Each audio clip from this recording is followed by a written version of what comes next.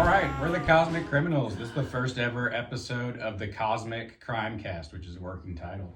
We're getting with you guys today to talk to you about our new single that we're going to drop on July 12th called Mushroom Clouds. We're super excited about it. We're hoping to do more of these videos, not on a regular basis because none of us have time for that, but we want to do a little bit more than just release music every once in a blue moon. So, hi, I'm Lucky. This is Radon. Hello. Smooth. Drums in Space, man. Ravenstorm. So we're going to talk a little bit about this track today. I'm going to let Radon kind of talk a little bit about his inspiration behind the lyrics and stuff like that to start off with, and then we'll talk about some other stuff.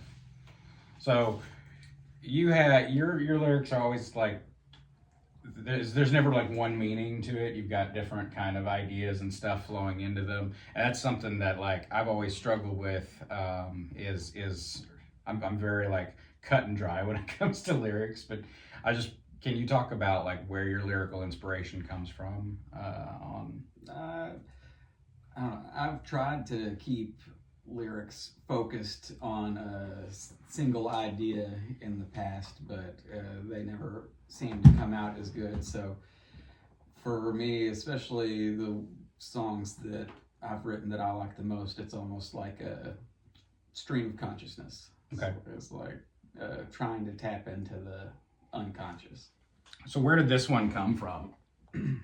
Like what kind of started you? Because you sent the timeline of events is like you sent a video of you kind of playing through the song with your guitar to our text group, and I was like, yeah, that's awesome, come over, let's put it down. So like where did that start? Have you been working on it for a while or?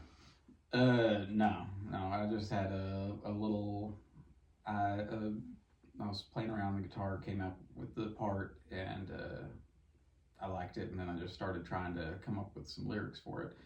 And like I said, this was mostly just trying to free flow, get it out as quick as possible, kind of. The best ones come out of nowhere. Right. Yeah. So you have a lot of empathy, like, and I'm not just talking this song, but I'm like hammering you with all these questions. Not this song, but you put a lot of emphasis on kind of where you place things, and I don't know if you realize it, but like emphasis within your lyrics, accents and things like that. Is that something you actively think of, or is that kind of a natural, innate thing when you're coming up with lyrics for a song? You know what I'm talking about? Like vocal melody and like the way you use some of your words. The way you use the words yeah. flow, and it's unique, but it works. There's a certain beat that you have laid out, it seems like. But I guess it's just, it comes out the way it comes out. Right. I don't know. I call it a natural cadence. Natural cadence. Oh, I was going to say, a lot of the songs we play, Radon's written. I've written some of them. We've all kind of written some of them together.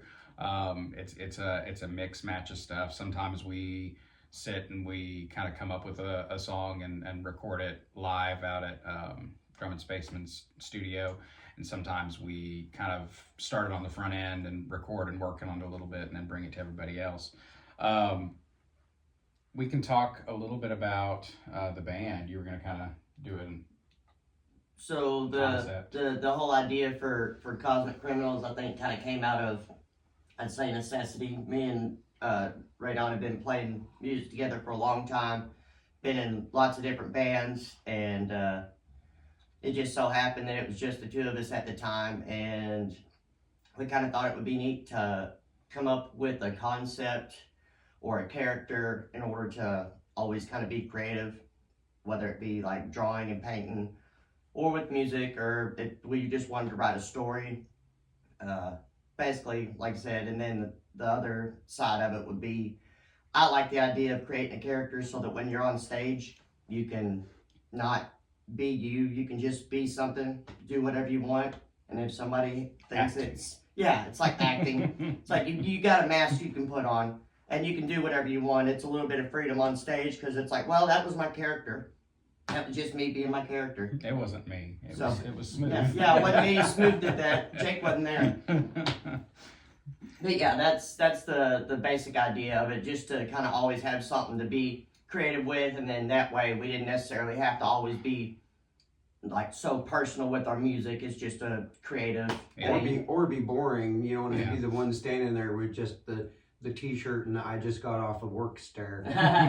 That one's me. Yeah. We have a lot of fun. Like if you've never seen us live, we dress up in spacesuits normally unless it's stupid hot outside. Yeah. And we play up the whole cosmic part of the criminals. I guess we don't play up the criminal part too much, at least not that I'm aware No, of. not really. It kind of just seemed to work. I We had a sometimes- big list of names, and we kind of landed on that one. It just felt like it was right.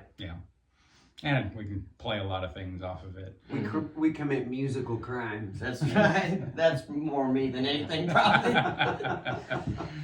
But yeah, you know, some of the things that people ask are like, you know, well, what are your influences and stuff like that. I think we all listen to a wide variety of different musical things that kind of play into it. We're constantly sharing videos with each other of stuff we're listening to. Is like, hey, what do you think about this idea? Or what do you think about doing a cover of this song? And a lot of times we'll kind of listen to stuff and then we'll borrow ideas and stuff. You'll hear a lot of that and some of the synth stuff that I play.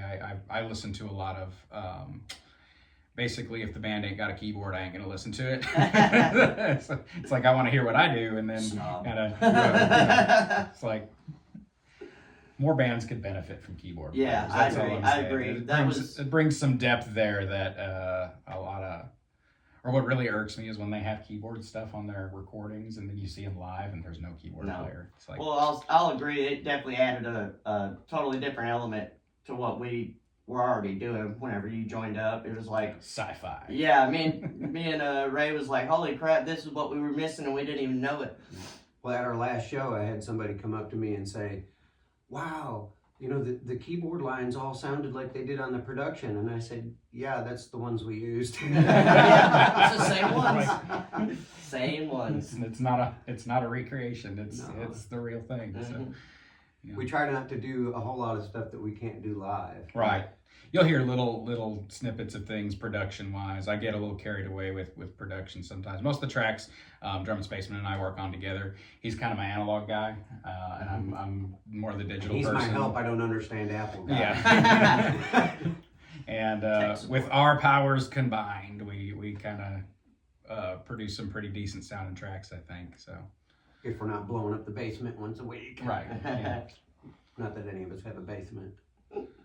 Well, unless there's anything else for the good of the order, this has been our first very awkward episode of the Cosmic Crime Cast. Check out our new track, dropping Saturday, July 12th, called Mushroom Clouds. Put on some sunglasses because the flash is going to be pretty bright. So Yeah, there will be some fallout. Yeah. What's those pills that you take when you're gonna be around nuclear? Like they give them to all the residents of people that live around nuclear. Cyanide? Yeah. That's what I was thinking. Suicide pills? Cyanide. That's funny. I just think of the game Fallout. Oh, it's iodine. Yeah. Iodine. So take your iodine. Iodine pills. And get your CBR suit ready. Yeah, it's gonna be a blast. Dance on me.